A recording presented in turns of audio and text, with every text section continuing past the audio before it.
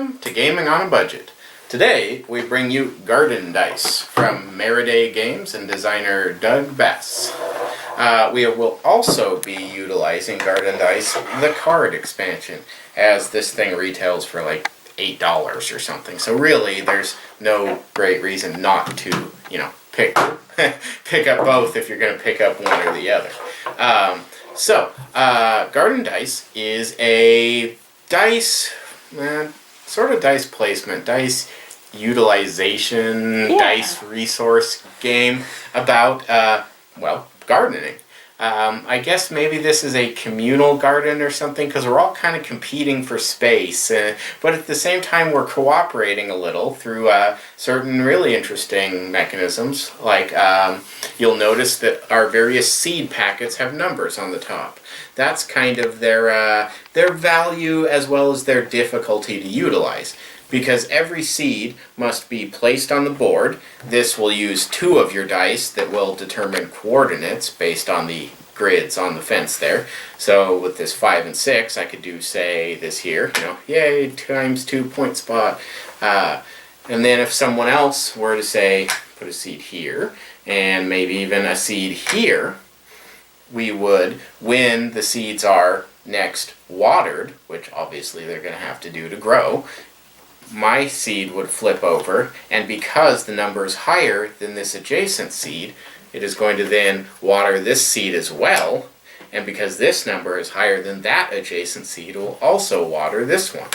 The same will be true in the next and final step of, plant harvesting. Well, no, I didn't want to use the same word twice. You didn't say harvest. Well, I was about to, because the action is harvest of veggie.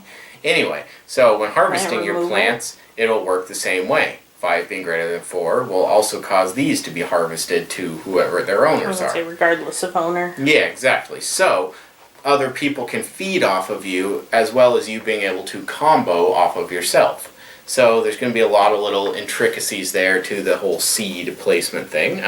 It's going to make more sense when you see it for sure. It's very visual, but the clues are in the little water streams and the little vine tendrils there. Just remember that the number has to be higher. Equal to does not work.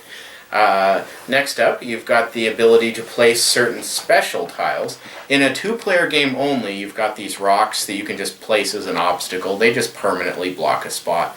We don't tend to use them much. We find it more fun to, fight each other with vegetables. But they are there for the 2-player game.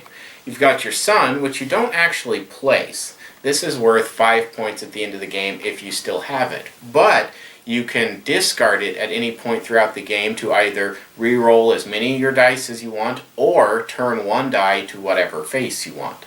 So it's a pretty powerful little tool. You've got your sundial, which is the scarecrow on the reverse side. The sundial, as long as you have yours on the board, you can, for coordinate purposes, you have 2 points to spend on each of your turns. So you could, for example, utilize this 5 as a 3. Or you could utilize the 5 as a 4 and the 6 as, a 5. Or, what have you. You have 2 points to spend up or down is the point.